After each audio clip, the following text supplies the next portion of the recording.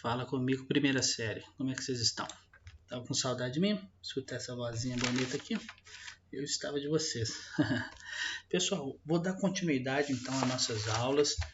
Nós estamos aí no capítulo 2 da apostila, trabalhando sobre as noções de geologia, compreendendo a superfície da Terra a partir do seu interior. Falei nas últimas aulas sobre a estrutura interna da Terra, fiz a correção dos exercícios, vimos aí como funciona toda a estrutura.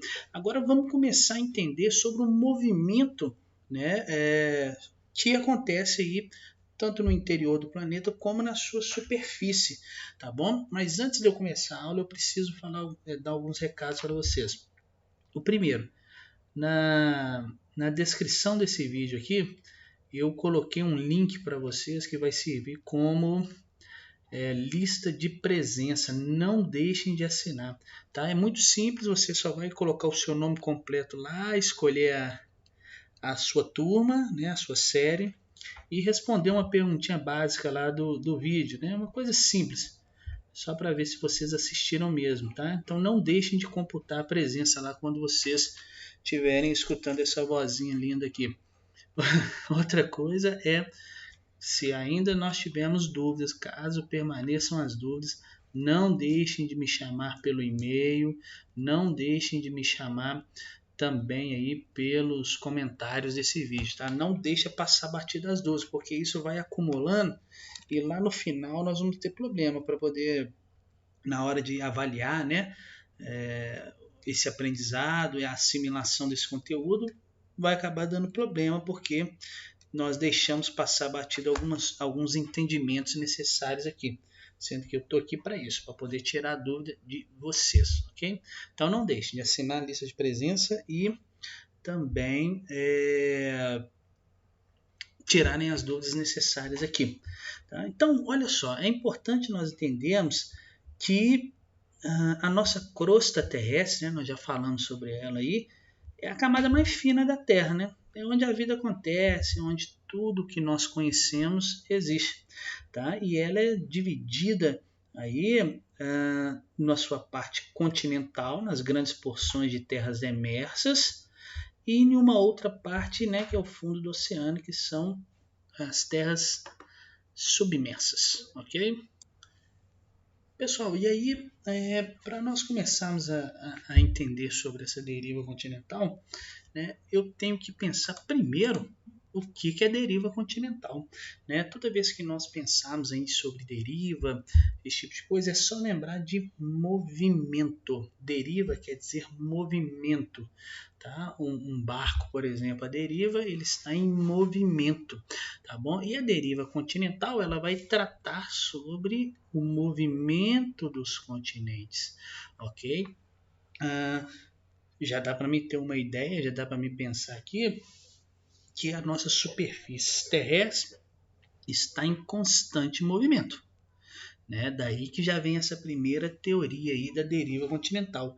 E a primeira pessoa que tentou explicar, que tentou falar sobre essa deriva continental foi esse rapazinho aí, chamado Alfred Wegener, um alemão que no início do século XX, mais ou menos em 1912, ele propôs então esta teoria da deriva continental. E aí vamos ver o que ele falou aqui. Ele disse o seguinte: ele reuniu toda a academia de cientistas que existia na época, todas as pessoas de grande influência,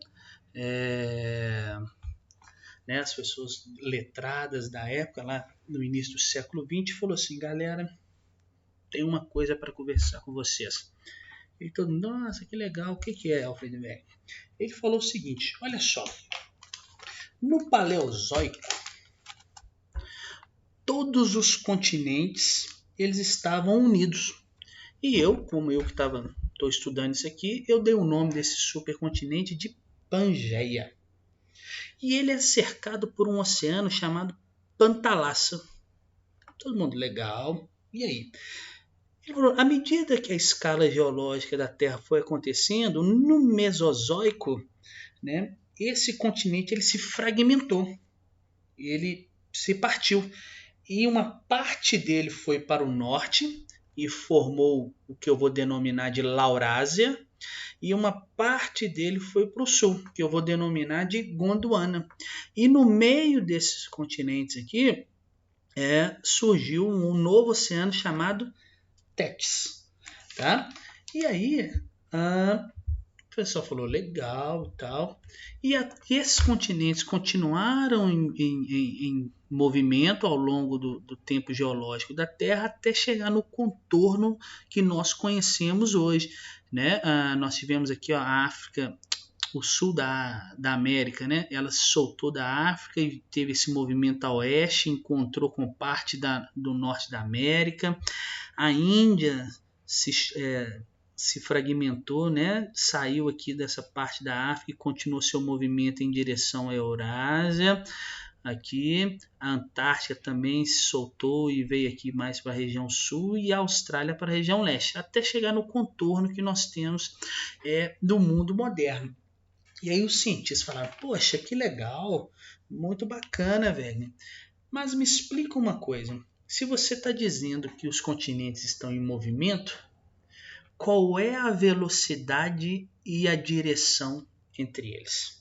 E é aí que é o grande problema da deriva continental proposta pelo Alfred Wegener, né, lá no início do século XX, porque ele não conseguiu explicar para os cientistas, né, para a comunidade científica na época, qual era a velocidade que esses continentes estavam se deslocando e qual era a direção no qual eles estavam se deslocando. E é por isso que a teoria dele, né, foi deixada de lado à época.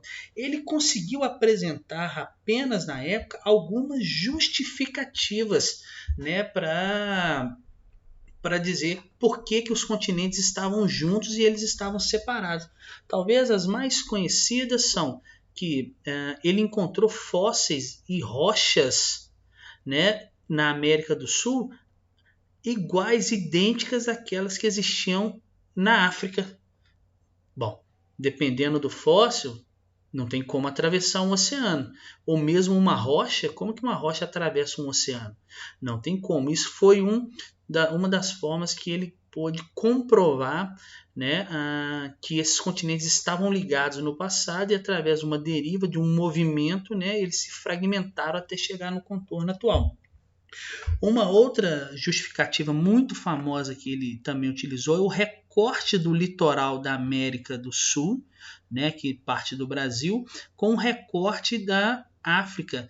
Encaixa perfeitamente aqui, né? Então isso foi uma das justificativas que ele achou aí para poder demonstrar para a comunidade científica que os continentes estavam juntos e a partir de uma deriva, de um movimento, eles se separaram até chegar no estágio atual. Só que a sua teoria caiu em desuso, porque ele não pôde provar, né, a questão da velocidade e da direção desses continentes. Inclusive, o Alfred Wegener morreu sem saber que a sua teoria estaria correta, pessoal. Mas aí isso vai ser tema de uma próxima aula nossa, quando nós estudarmos a tectônica de placas. E aí que nós vamos falar sobre as placas tectônicas e o seu movimento, né? Porque essa teoria de Wegener aí, ela só foi provada lá no pós-Segunda Guerra Mundial, durante a Guerra Fria, tá? Onde já estava disseminada aí a utilização de sonar, né? E eles puderam estudar a expansão do assoalho oceânico e comprovaram que o Wegener estava correto. Tá bom? Mas aí isso é tema de uma próxima aula agora, que nós vamos falar sobre a tectônica de placas. Então, se você não entendeu, se permaneceu dúvida aí sobre a teoria da deriva continental, não deixe de me chamar aí pelo e-mail ou pelos comentários do vídeo aqui, tá bom? Até a próxima aula e tchau para vocês.